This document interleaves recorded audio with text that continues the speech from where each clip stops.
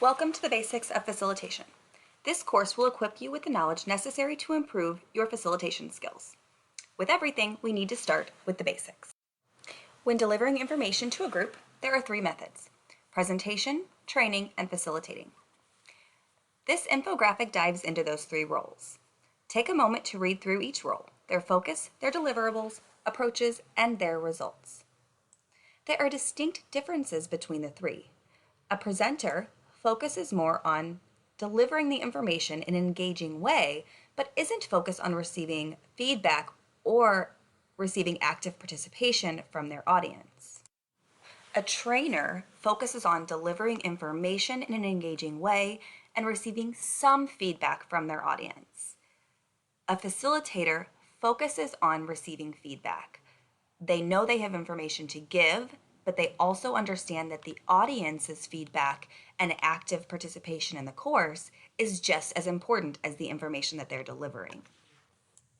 The critical difference is that when we deliver our material to end users, our goal is not only that they understand the process, but that they help drive the class. Participants of our courses want and need to be actively involved in their own learning. The work of facilitation begins long before one faces their audience. The success is in the preparation of the content and the practice of the delivery. The cornerstone of facilitation is understanding what the objectives of the session are so you can work towards achieving them. Our objective is to ensure that our end users understand the functions of their electronic health record. Another key aspect of being properly prepared is knowing your facilitation techniques. Or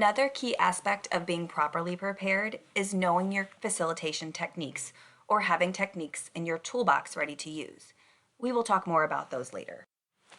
When the session starts, it's time to guide the group through the designed process, encourage participation, and help the group achieve its goals.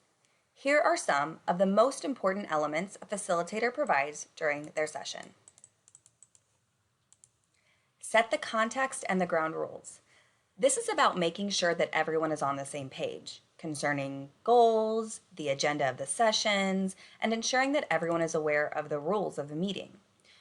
Rules are created concerning respecting others' opinions, how questions will be answered, and things of that nature. Facilitation best practice includes leading by example. Setting the ground rules is a great place to start. Encourage participation. Create an environment where all participants feel encouraged to share their opinions. This may involve breaking the ice, helping people warm up to the meeting, and acknowledge the contributions of the participants to the conversations. This is one of the most important group facilitation skills a facilitator can have. If you encourage participation from everyone in the room, everything can begin to fall into place. You also want to facilitate discussions. Staying neutral, you will help kick off and round out conversations. Find out if any of your end users are familiar with the system already. What are similarities and differences from the previous system? What is their process during a shift? By listening, we can better understand their needs. Hold time and space. While guiding the group through the different steps of the process, maintain a focused and participative atmosphere. Take care of time and keep the environment supportive to ensure productive discussions. Be present as a facilitator and remember even your most basic facilitation skills. A meeting or workshop can't be successful if you miss the fundamentals.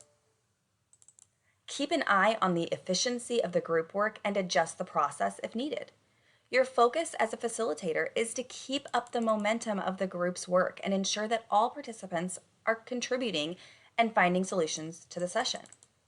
If you notice that cooperation falters or the process is stuck, it's your responsibility to find the right techniques to adjust the plan and get the group back on track. Group facilitation isn't easy, but by being aware of the process and being alert to what's going on in the room, you can help everyone be successful. And finally, record the results and provide feedback. At the end of each day, your site leads will likely have a call to discuss how the day went. Were there any challenges? Were there any questions that you needed to resolve? This is a great opportunity to provide feedback to the team about what you're hearing from your end users. This is also the time to receive feedback regarding your performance as a facilitator. Receive that constructive criticism well, grow and learn to improve yourself. Facilitation principles are a lot like personality traits.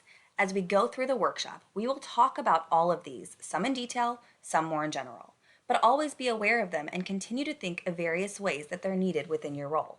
Some come naturally to us, while others we must continue to work on. Take a moment to read through these facilitation principles and find which ones are your strengths and which ones you might need to work further on.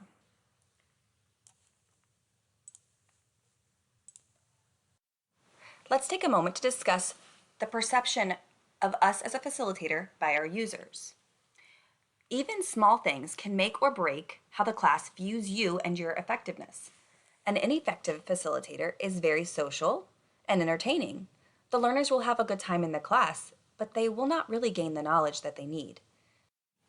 A good facilitator is someone with sound subject knowledge, but the learners might find the lesson a little boring.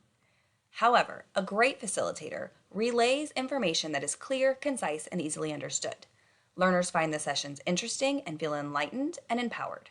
Most importantly, learners leave the course feeling confident in their understanding of the material provided.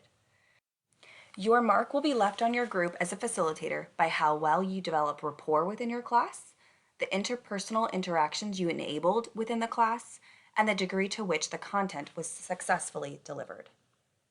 Your mark will be left on your group as a facilitator by how well you develop rapport. Now let's talk about our learners. There are 3 types of learners. There are visual learners, learners who learn best by watching the process happen and/or reading their guidebook. Auditory learners, learners who learn best by hearing the process happen. And kinesthetic learners, learners who learn best by doing the process. Watch your end users because they might not feel comfortable speaking up when they're confused. Most likely their facial expressions will tell you more than anything. We will discuss this more later. Many users are a combination of the 3 depending on what they're learning. So we need to accommodate our learning style to meet them. A great phrase to remember is to meet people where they are. By remembering this, we can better support our end users with what they need instead of what we want to give. Let's talk about being inclusive. The term inclusion covers several groups of people, and we need to remember to be completely inclusive when facilitating our learning sessions. For the sake of time, we're going to focus on accessibility. Take a moment to read and process this slide. Amongst those 1 in 4 adults with a disability, 13.7% have a mobility disability, 10.8% have a cognitive disability, 6.8% need support living independently, 5.9% have a hearing loss disability, 4.6% have vision deficits, and 3.7% have challenges with completing self-care. Especially in a virtual world, we don't always know if our participants have a disability. Sometimes these disabilities may impact their ability to complete their training. Because of this, sometimes it's challenging to remember that other people may learn using different techniques and tools, especially if we don't need any. By keeping this in the back of our minds, we can better support our end users. Thank you for attending the Basics of Facilitation. Go, facilitate, include, and succeed.